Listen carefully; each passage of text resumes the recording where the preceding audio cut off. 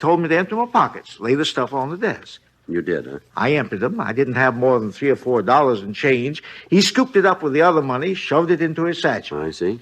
Then he said for me to come out from behind this desk. Walked me over to the elevator. Told me to get inside and ride up to the top floor. That'd be the third. You see, the hotel's 3 stories high. Yes, sir, I understand. I suppose I could have got off on number 2. He would have known the difference. Floor indicator down there don't work. Mm-hmm. But I didn't see where I'd be gaining anything by it, so I done what he told me. I rode up to 3. How long did you wait there? Oh, till I seen him leave the hotel. Mm-hmm. From the window end of the 3rd floor hall. Did he drive away? No, just strolled off. I don't think he had a car. I see. Turned the corner, and that was the last of him. Mm-hmm. And what did you do then? Took the elevator back down, called the police, listened to the radio while I was waiting. Yes, sir. Figured I might as well take it easy till the cops come. Wasn't more than 5 minutes before them officers walked in. A little while later, you fellas walked in. I guess you know when that was. Yes, sir. Now, Mr. Boxer, could you tell us what he looked like? Huh? The man who held you up. Oh, well, I told them other fellas, the ones wearing uniforms, they said they'd send out his description. Yes, sir, we understand. We'd like to have it, too. Okay. Oh, young fella, 25 to 30, I'd judge. Well. Big build, a little bigger than you. Mm-hmm. Not as big as you, though. Somewhere in between. Yes, sir. Black hair. Didn't catch the color of his eyes. Well, that's about all. How was he dressed? Suit. Stripe in it, I think. Maybe dark blue with a gray stripe. Bow tie. Kind of dapper. Mm-hmm. Have any scars? Not where you'd notice them. He said he carried the gun in a satchel, is that right? Must have been where he had it. Didn't actually see him take it out, though. Back was to him at the time. How big was the satchel? Oh, medium-sized, about so long. Any initials on it? No, not so far as I can recall. What about the gun? How big was it? This long, maybe. Mm-hmm. Single barrel, sawed off. Could you tell the make? Well, I ain't no expert on shotguns. No. Would you know this man if you saw him again? Sure, I'd be a fool not to. Why? I'd like to have you come down to City Hall in the morning, Mr. Boxer, if you would. But what for? I want to show you some photographs, see if we can pick them out. You mean this morning? Yes, sir, if you would. It's Sunday. Yes, sir, that's right. You fellas work on Sunday? Well, we're not the only one. Well, what do you mean? He did.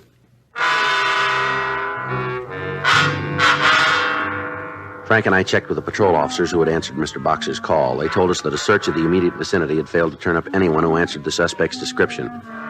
3:16 a.m., the crew from the crime lab finished up their investigation. There were no useful fingerprints or other physical evidence in the lobby of the hotel.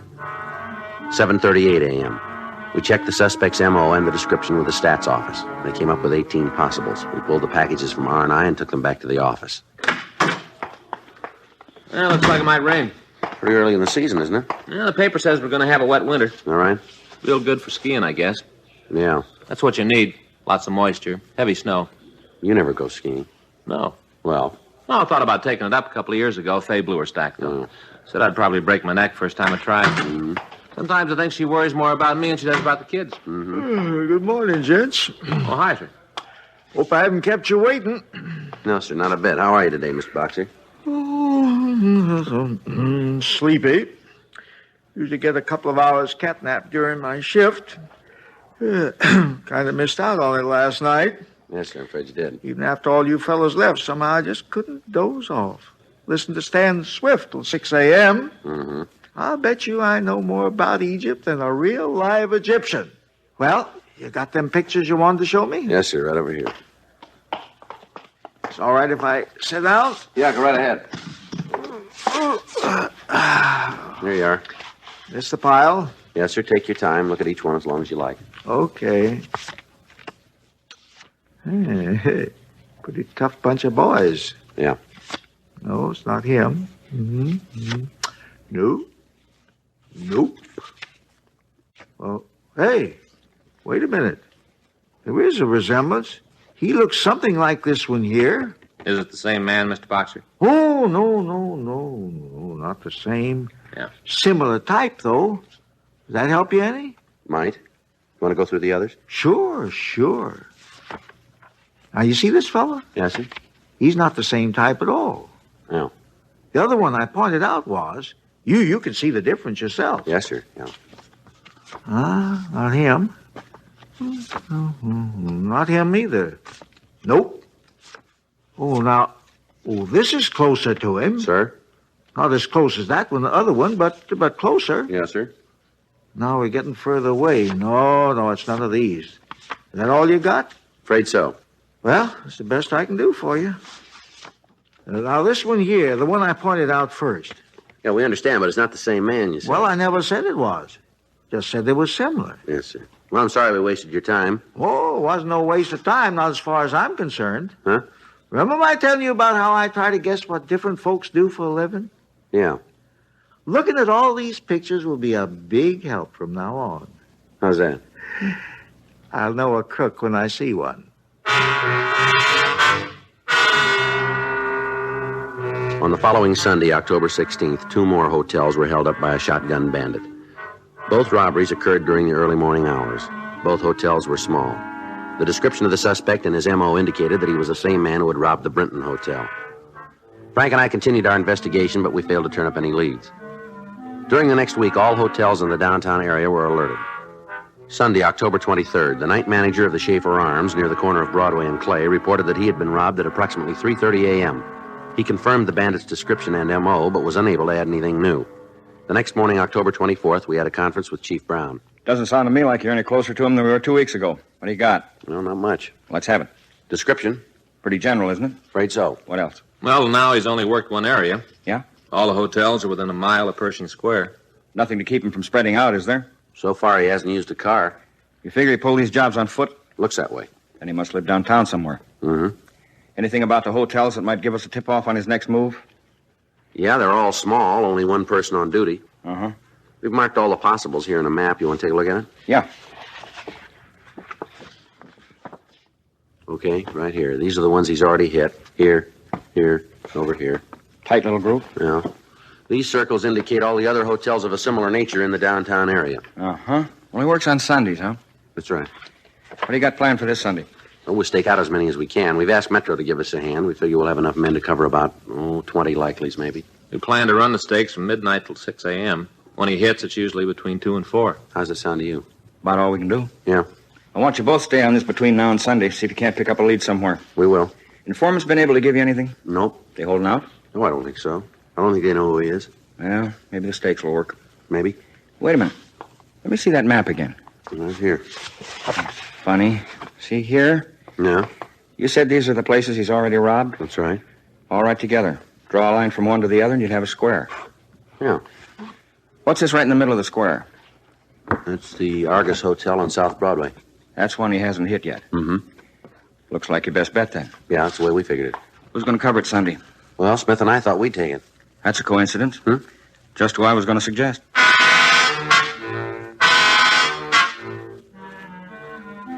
During the rest of the week, we continued our investigation, but we failed to turn up any additional information about the suspect. A few minutes before midnight on Saturday, October 29th, men from Metro and Robbery Division staked out 22 locations in the downtown area. Sunday, October 30th, 12:05 a.m. Frank and I entered the lobby of the Argus Hotel, and we walked up to the desk.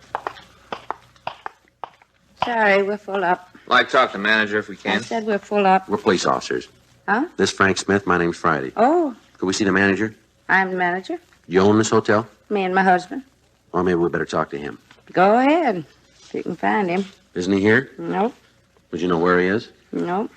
Not getting drunk, probably. I see. I work nights, he works days. He don't tell me where he goes at night. I don't tell him what I do during the day. That's our arrangement. Mm-hmm. It don't make for a real happy marriage, but it keeps us from killing each other. Yes, ma'am. Is there somebody who could take over for you here tonight? Nope. Now, you're sure your husband didn't say where he was going? We don't talk. Oh. He wants me to know something, he writes me a note, leaves it on the desk, and I do the same for him. I see. We ain't exchanged no words for the last 2 years. Uh-huh. Saves a lot of wear and tear on the nervous system. He never said nothing worth listening to anyway. I see. Well, what do you fellas want? Well, ma'am, several hotels have been held up downtown lately. Yeah. You were warned about it, weren't you? George was warned, left me a note. I see. Well, there's a chance he might come here tonight. If he does, I'm ready for him. Got me a gun. Pistol. Keep in the cash drawer, see? Yes, ma'am. I know how to use it, too. He shows up, I'm ready for him. Is there someplace we could wait in case he does? You don't have to. I don't need no protection. Told you. I've got a gun. Yes, ma'am. So's he.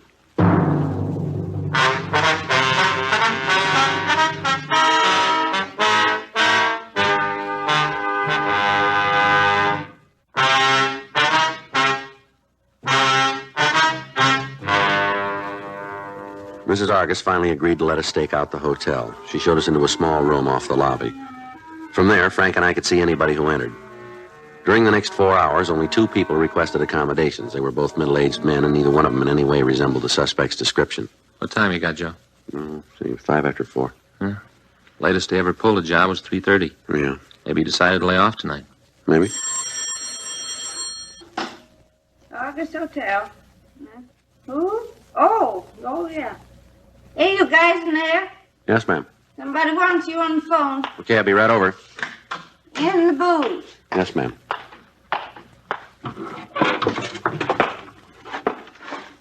Friday. No, wait a minute. Okay. What's that address? Yeah, I got it, thanks. Right.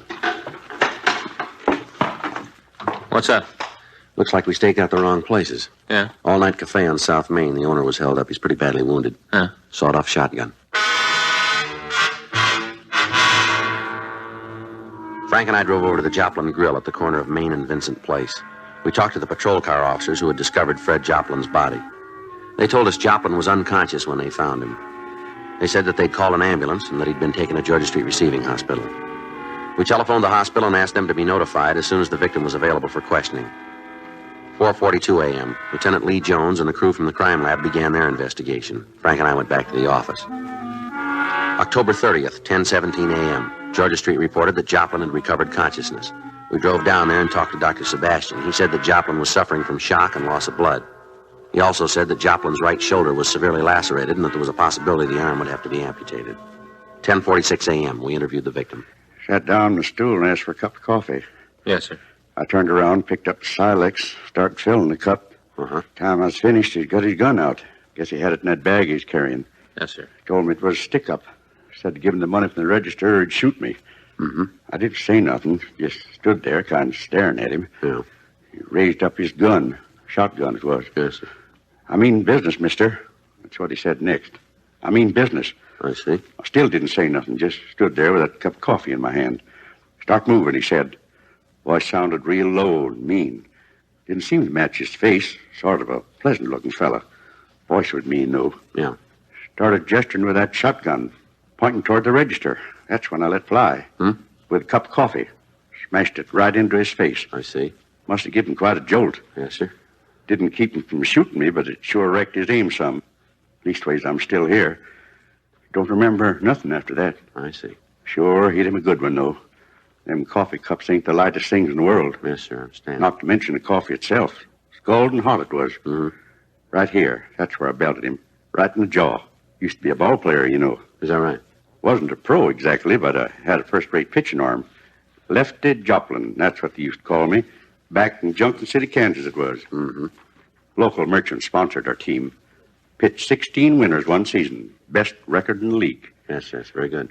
Well, I ain't lost all my technique.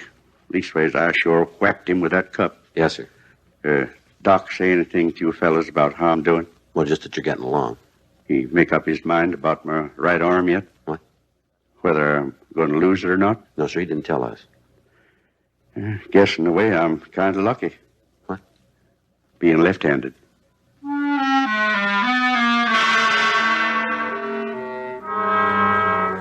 We asked the victim, Fred Joplin, to describe the suspect. The description he gave us tallied with what we already had. 11:17 a.m. Frank and I went back to the office. I can't figure it out, Joe. What? Why he'd switch from hotels to a cafe. Well, maybe he tumbled to our stakeouts. Yeah, I thought sure he'd try the Argus, though. It's the right spot for him. I get it. Robbery Friday. I see. Yeah. Anything else? Well, give us something to go on anyway. Thank you. Right. Lee Jones in the lab. What's he got? Well, Joplin was right. He sure didn't miss with that coffee cup. They find the pieces? More than that. Huh? Found a broken front tooth. Analysis of the broken tooth revealed that it was part of a lower incisor. From what we learned of the suspect, it seemed likely that he would make an immediate effort to have the tooth replaced. For the next 3 days, Frank and I interviewed dentists in the immediate vicinity of the robberies. Thursday, November 3rd, 3:17 p.m. We questioned Dr. Clinton Potterfield in his office on the second floor of the Marsh building. Yes, I believe I had such a patient last Monday. Broken inside